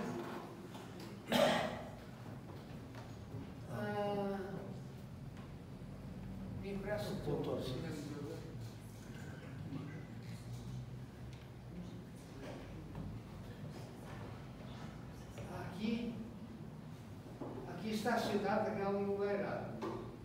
Aqui está o Piamiru, representado em linha reta, mas ele não é assim, é insinuoso. O símbolo é Ontiveiros. Ontiveiros foi a primeira vila fundada pelos espanhóis no Paraná, em 1554, o mesmo ano de criação da cidade de São Paulo, 1554. Aqui tinha mais gente do que lá. Imagina. 6 era uma paliçada que eu encontrei durante o projeto em Itaipu. Ao lado das 7 quedas, na área florestada ainda, eu encontrei 2 muros paralelos que se estendiam por cerca de 300 metros. E havia ao lado de uma compartimentos onde ficava um destacamento militar. Essa fortificação, ela foi construída para evitar que os padres jesuítas removessem os indígenas que viviam nas reduções deles, no grande ataque dos bandeirantes de preação. Quando os jesuítas perceberam que eles não conseguiriam mais resistir, eles abandonaram as reduções do Paraná. Isso aconteceu em 1671. Então, houve um êxodo. Todas as reduções esvaziaram, os indígenas se dirigiram com os padres, se dirigiram para aquelas do Paranapanema, Santo Inácio Loreto, desceram navegando o rio do Paranapanema, depois pegaram o rio Paraná, e quando eles chegaram na boca das 7 quedas, eles tiveram que desembarcar, porque ninguém conseguiria navegar, né, pelas gargantas ali das 7 quedas. Foram feitas tentativas, isso tudo está relatado. Os jesuítas escreviam todo ano um relatório imenso, com riqueza de detalhes. Então eles até experimentaram largar jangada, largar canoa, e lá embaixo tudo estava estilhaçado. Então o jeito era por terra. Só que quando eles chegaram, poxa vida, eu estou falando bobagem. Não, foi aqui. Deus deve O apertar. computador deve ter dado. O mapa. O computador deve ter dado.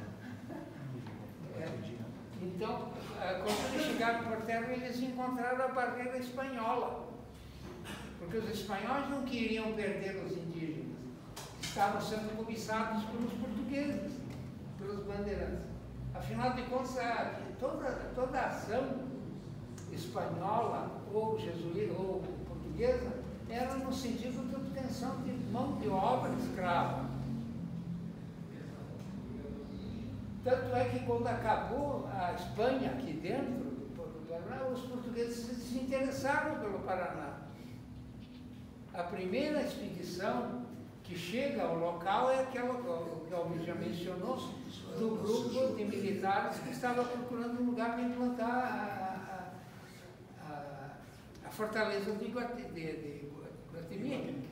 Afonso Botelho já tinha passado por lá investigando a área. Qual? Afonso Botelho. Não, mas área não. É. Afonso Botelho foi aqui em Guarapuava. Mas ele subiu aqui a barranca do Rio Paraná para investigar a Aqui eu presença tenho de disponibilidade de espanhóis. audição. Não, Mas, assim, 1776. Afonso Botelho, ele pode até ter chegado, mas a ideia aqui é chegar nos remanescentes de Cidade Real. E nos remanescentes foi esse sargento do Iguatemi. Afonso Botelho foi em 1765. Isso. Aí nós estamos falando 100 anos antes. Exploração. Ele estava avaliando soberania. Sim, então, 1600 e pouco. Os bandeirantes dos sonhos. E Afonso Botelho, século seguinte. E a cidade de 1500. Então, essa. Posso continuar?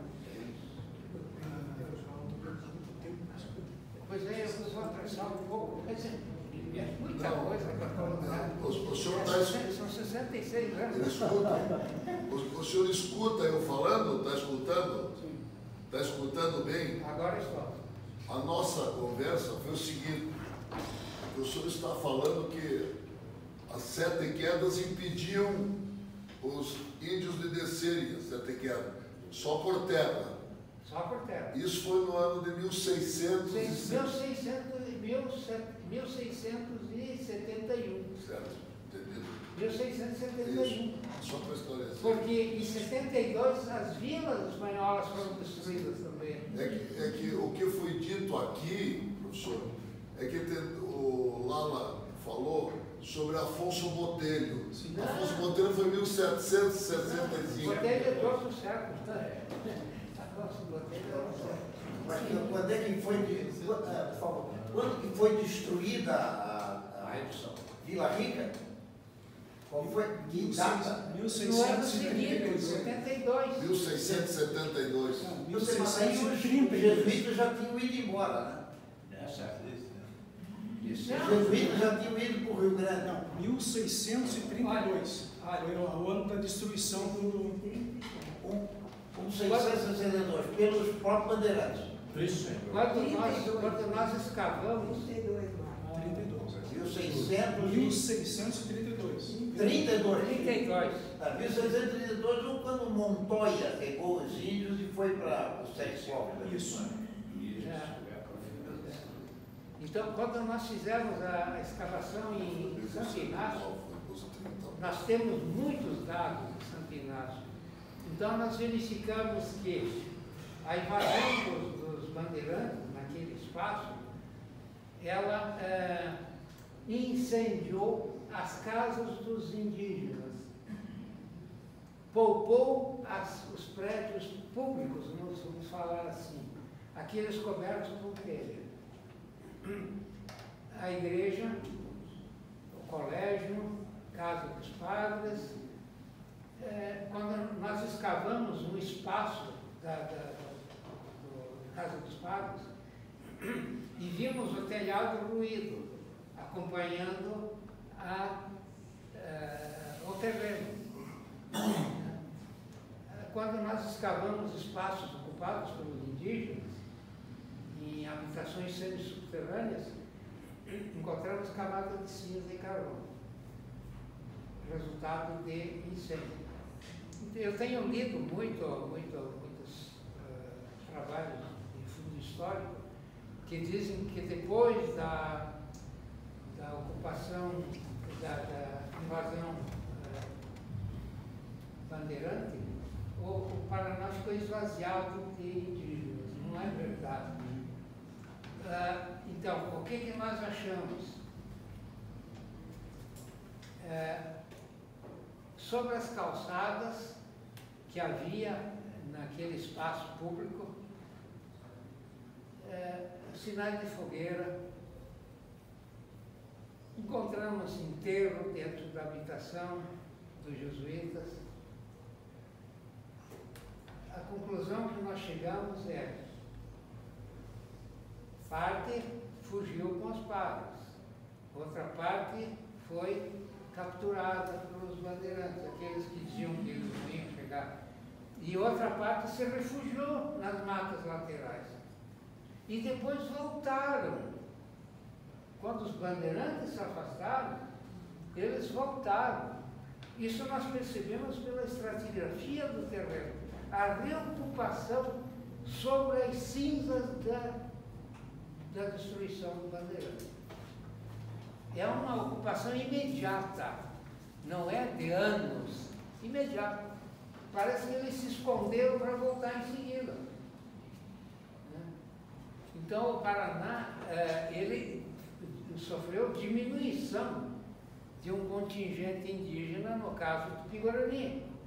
Mas aconteceu uma expansão do G, que estava meio restrito ao Brasil, ao Paraná Central e Sul, e ele se espraiou para outras áreas do Paraná.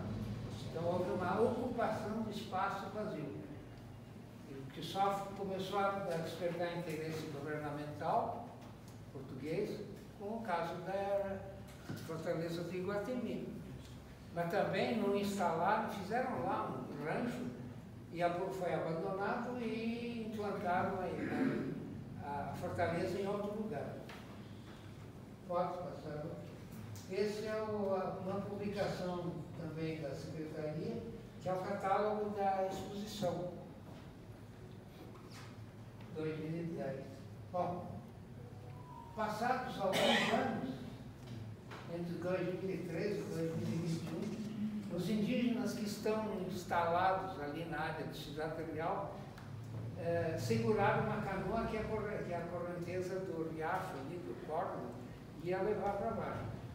Você conta a história.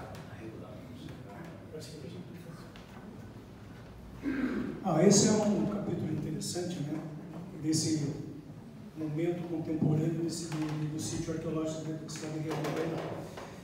A partir de 2009, né, alguns Avá-Guarani que estavam morando no Mato Grosso do Sul, né, principalmente no rio Iguatemi, inclusive as ruínas desse forte do Iguatemi, ele está dentro de uma área indígena hoje constituída, né, homologada pelos Guarani.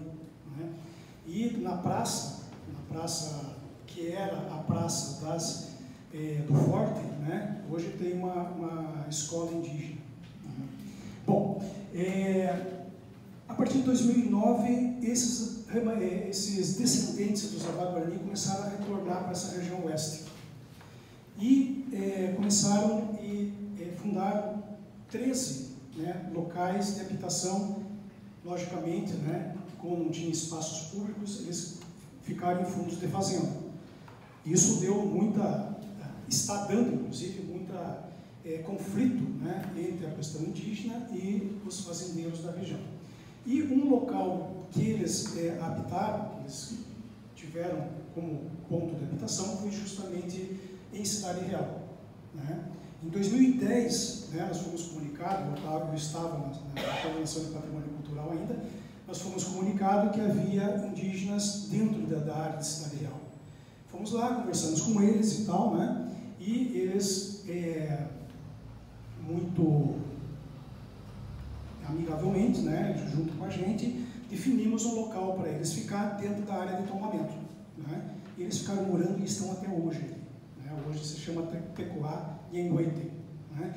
Esses indígenas que passaram a trabalhar uma gestão compartilhada com o Estado na área de proteção do patrimônio arqueológico, a partir de então, localizaram em 2013 esse remanescente de uma canoa monóxila indígena, né, na beira de um córregozinho dentro da área de tombamento.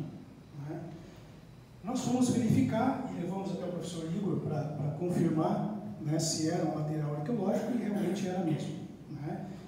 Hoje esse remanescente estava no Museu Paranaense e hoje ele está no Museu de Arqueologia e Etnografia da Universidade Federal do Paraná, né, como um acervo, com com a promessa de esse remanescente de canoa voltar à área indígena, porque eles consideram algo sagrado. Né?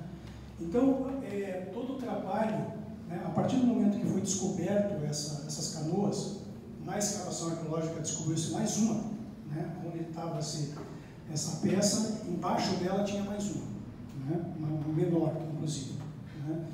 Então, esse trabalho, ele ficou 5 anos, a gente ficou monitorando, né, essas canoas no local onde eles estavam. Por 5 anos, os indígenas nos auxiliaram a preservar esse remanescente de canoa. Né?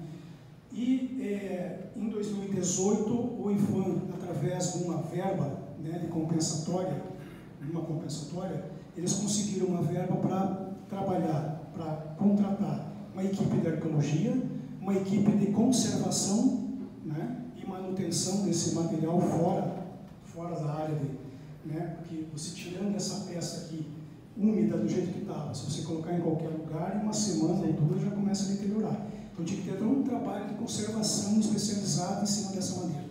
Né? Então foi contratada uma equipe para isso também. E foi contratada uma terceira equipe para a documentação e a formação do documentário, que depois, se vocês tiverem interesse, eu posso passar o link, né, para esse documentário que está muito interessante, que visa todo esse trabalho de resgate, onde os indígenas, né, através de uma arqueologia compartilhada, né, trabalharam junto com a gente em campo, né, em todo o processo. Tinha indígenas trabalhando na escavação arqueológica. Aqui, por exemplo, né, os indígenas estão trabalhando junto com a escavação. Né? Então foi um trabalho muito interessante nesse sentido. Né?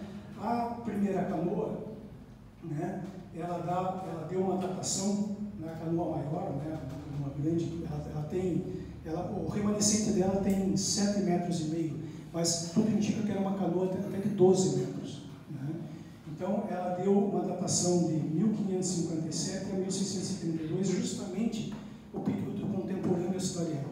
Né? 1632, por exemplo, foi a época da destruição do sítio, né, pelos bandeirantes. Né?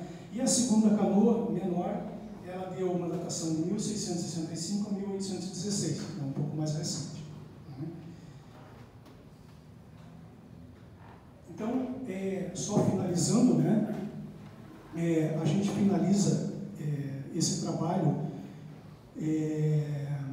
enaltecendo, né, a questão do tombamento em si, mas mais que isso, porque as normativas que nós elaboramos, né, para a gestão desse sítio, ela vai concretizar um modo de você trabalhar sítios arqueológicos de formas diferentes. Né?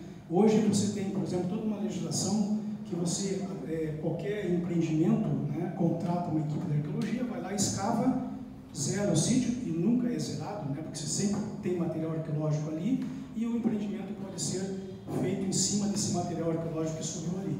Só que quando você tem uma área tombada, né, você jamais vai acontecer isso. Né?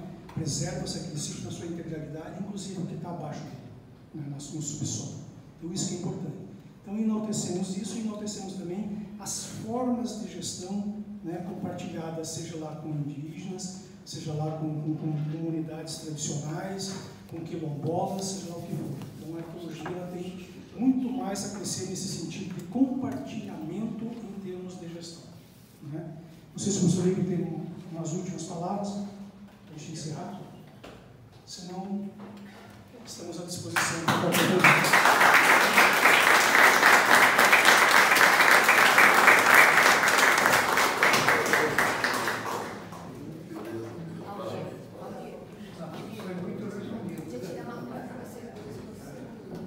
Agradeço a todos até agora. Praxe aqui no Instituto, depois da palestra, se houver alguma indagação, algum pedido para que o professor possa fazer algum esclarecimento, embora nós já estejamos passando das 5 horas da tarde, mais de 2 horas de conversa, eu acho que todos devem estar muito bem esclarecidos do que o professor falou. Eu gostaria de parabenizar o professor, os dois nossos palestrantes de hoje. Esse é um assunto, né, que aqui no Instituto, professor, é um assunto de relevância para o Instituto Histórico e Geográfico, porque o Paraná, nós estamos instalados em Curitiba, mas nós estamos com a visão lá no Rio Paraná, no Piquiri, lá em Ontiveiro, estamos com a visão lá no Rio Ivaí, Parapanema, no Tibagi, lá no Pirapó, na divisa onde está lá o Santo Inácio Mini, né? Então, nós temos toda essa visão. Mas é muito importante que a gente... Xiririca. Sabe da Xiririca, né? Xiririca é cidadã do Brasil Bolsonaro. Vocês querem saber? Ele nasceu... O Bolsonaro nasceu na Xiririca. Xiririca é cidade de Eldorado, na divisa do Rio de Ribeira. Ela pertencia ao Paraná. Hoje pertence a São Paulo. O Nelson fez essa brincadeira. Só para dizer que a pessoa mais ilustre de Xiririca Então, meu senhor, antes de encerrar, o Nelson vai fazer a entrega para o professor Igor. O Instituto ficou muito satisfeito pela presença do professor aqui. Governador, Mário, por favor. é participante dessa história. Isso, o O que eu gostaria, professor, é que o senhor nos trouxesse todo esse material, o que nós não temos ainda, para que a gente possa fazer pelo menos aquele quadro que tem todas as religiões jesuíticas do Paraná. Aquilo é uma coisa que nós devemos colocar em algum lugar, né? Porque é muito importante. Vamos pedir para o nosso governador passar o texto livre, nosso presidente passar por... Vamos ler aqui, ó. Certificamos que Igor Schmitz, é assim que pronuncia? Schmitz, proferiu uma palestra sobre o tema Arqueologia na Cidade Real de Guairá, Curitiba, 8 de novembro, assinado pelo Paulo Abner e pelo Nelson Alves.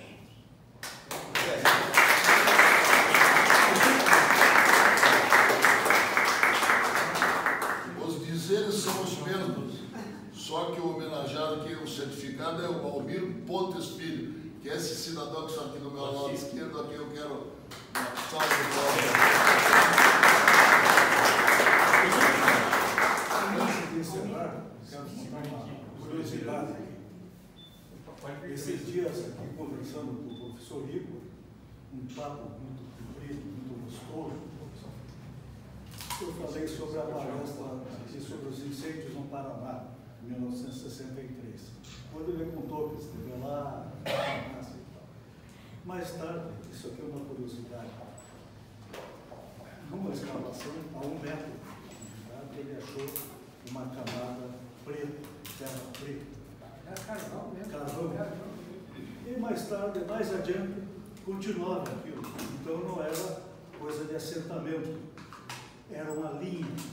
Incêndio florestal. Incêndio florestal. Dataram de 5.000 anos. Né?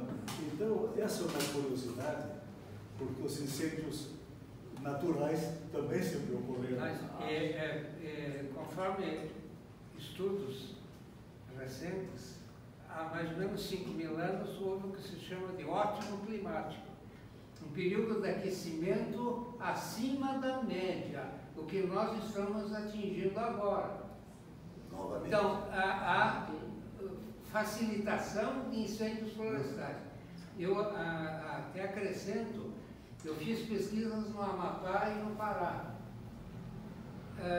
Encontrei também lá, na Amazônia, encontrei também em profundidade uma linha contínua de carvões, indicando, aí esse eu não consegui datar, indicando incêndio florestal também num espaço de tempo bem recuado.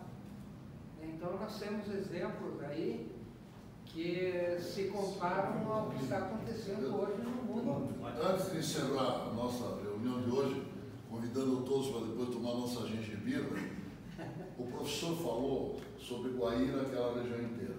Há 100 anos atrás, na data de hoje, 26 de 7 de novembro, o Paraná estava em estado de sítio, 100 anos atrás, e Guaíra estava ocupado, e Santa Helena também pelas tropas de Isidoro Dias Lopes, que foi, Isidoro Dias Lopes foi o chefe do Estado-Maior de Gumercindo Saraiva, quando invadiram aqui o Paraná em 1894.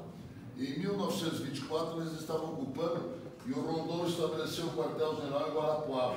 Então, nesta época, nós estávamos em estado de sítio, as tropas do general Rondon estavam combatendo o pessoal que estava lá depois em Catanduva. Só fazer um relato, fazer a relação. Guaíra foi ocupado por eles, o Rio Paraná, eles desceram todos lá para o Porto de Tibiriçá, né, por presidente Pitácio, e revolucionaram até o dia 29 de março do ano que vem. Quando vão retomar, vão capitular em Catanduvas e aí sobe, aí Jaculuna Prestes vai para o Paraguai e sobe para Bolívia. Muito obrigado a todos. Uma recomendação, essa palestra daqui uns dias estará disponível no Facebook, integral. No YouTube, no YouTube. No YouTube. No YouTube.